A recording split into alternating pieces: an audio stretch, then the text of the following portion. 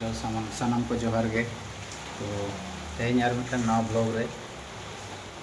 तेहन मैडम पलका पे नेले कान तबना बालिन लई दाड़े हाँ तो होला किछु वीडियो बाय एम दाड़े पे शॉर्ट्स वीडियो निया पे पुन मोड़े माह गान हुईना अंत तो मन है कोनो ब्लॉग वीडियो बांग बनाव हुई कना तो कारण दो मिटन आपे को सामान रे बांग सदर हुई कना बारसिन पे मा धरी कि मैडम शरीर कड़ी को एक भागी बांग ताहें कना शारीरिक प्रॉब्लम बड़ाई गया बन कुड़ी हपना नाना रकम समस्या घन घन होना तो अकोय बाबो लई दाड़े आपे हड़मो रे चेक मेना तो जाइ हो आपे को सपोर्ट आपे को आशीर्वाद आपे को गड़ सपोर्ट और को मारंग बुरु धरती जहाँ बनावा तो उनिया पूरा सपोर्ट इदी करते तेहन मैडम किछुटा सुस्थ ञोकान खातिर ते तेहन किछुला शॉर्ट्स से बनाव के तबना तो नितो शॉर्ट्स बनाव हुई कान थे ओना साव सावते दा हेजना टटका के बुझे तो बांग बनाव दाड़े हुई लेना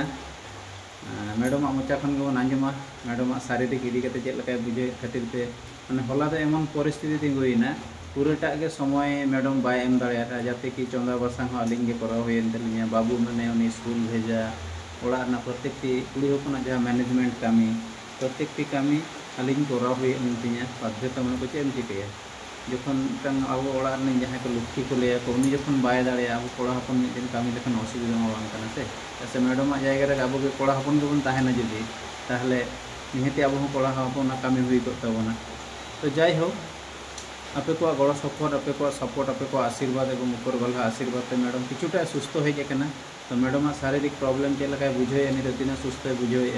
जा कारण तेहन किछुगुला अब शॉर्ट्स वीडियो एम दाड़े काबना और किछुगुला चेष्टाया रूम भितर बनाव लगे नित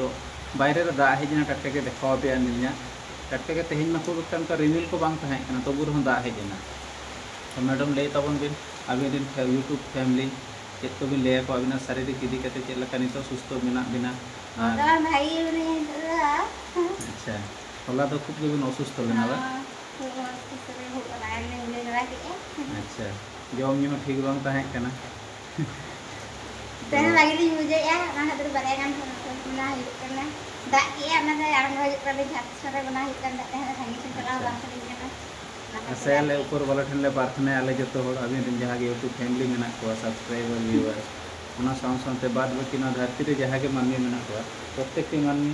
ठन ले प्रत्येक टी मानवी अबिन लगी ले प्रार्थना ऊपर वाला ठन जे ताड़ाताड़ी आरो बिन सुस्थ मा नोंका के आरो अबिन अबिना कामी रे मांग से बिन लहा दाड़िया मा और ओना साउं साउंते अबिन अबिना फैमिली हो मेंटेन रना बिन चेष्टा दाड़िया मा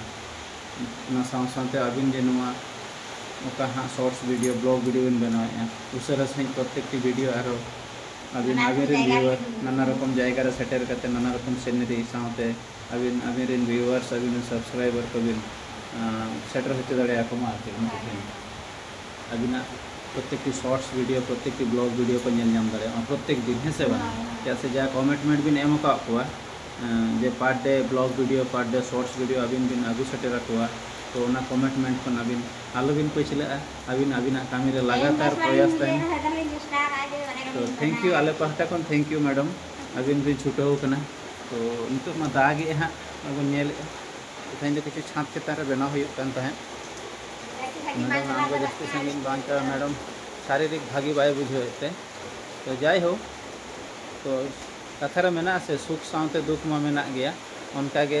हड़मो जखन भागी तहन तबना ओना साव सावते खराब हो हुई गया तो प्रत्येक जिनिस मैनेजमेंट करते चालू हुई है से बांगा मैडम चलका दागे तबना नेले तबना पे होय दागे खूब एक बापे नेल तीन दाड़े कना बिजली चेक लका दारे साकाम को लाड़ा कना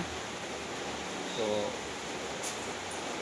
यही सब इन कारण खातिर ते तेहन जो बांग चलाव दाड़े हुई लेना ओका सेन हो वीडियो बनाओ तो आशायाली गापा खन ना मैडम आरो चेष्टाया ब्लॉग वीडियो साउंते शॉर्ट्स वीडियो आपे को सामान रे पार्ट डे सेटल लगी आपे को गड़ सपोर्ट नोंका के बजाय तहन मा और जो हर बन चाहवा अच्छा अवश्य आले ले प्रार्थना आबिन लगे मैडम अबिना शरीर अवश्य बेसोआ खूब लगन तो जाइ हो दागे तबना बाबू ओड़ा रे मेनाया किंतु हो सेने जा कना नेडे बाबू गिटी कना मोबाइल ले नेले ट्यूशन चाबा काते तो रूम भीतर सेटर हेज होइना मैडम नितो चेष्टाया बारे पे गान शॉर्ट्स को ब्लॉग को शॉर्ट्स वीडियो को बनाव लगी से मैडम चेक बिन लैया अवश्य तो जाई हो नवा वीडियो पे नेल के तबना ओना खातिर मैडम पाहटा खन मैडम परिवार पाहटा खन आयमा आयमा सारहाव जतो कोगे मैडम नवा वीडियो नेल खातिर बाकी जहां को नवा चैनल रे नवा पे हजू कान तबना नवा वीडियो पे नेल तबना तो चैनल सब्सक्राइब तबन पे लाइक तबन पे शेयर तबन पे कमेंट रे बड़ाई हचो तबन पे मैडम प्रत्येक जिनिस कमेंट रे रिप्लाई रुवाड़ा पे तबना सब्सक्राइब लेखान पे प्रत्येक दिन नवा नवा वीडियो प्रत्येक दिन नवा नवा शॉर्ट्स वीडियो ब्लॉग वीडियो आपठन पुइलू रे नोटिफिकेशन सेटर तपे तो थैंक यू आयमा आयमा सारहा नवा वीडियो नेल लगे चलो बन टाटा आरो नंका के गापा आर नवा ब्लॉग वीडियो ना सामते शॉर्ट्स वीडियो रे बन न्यापामा थैंक यू टेक केयर।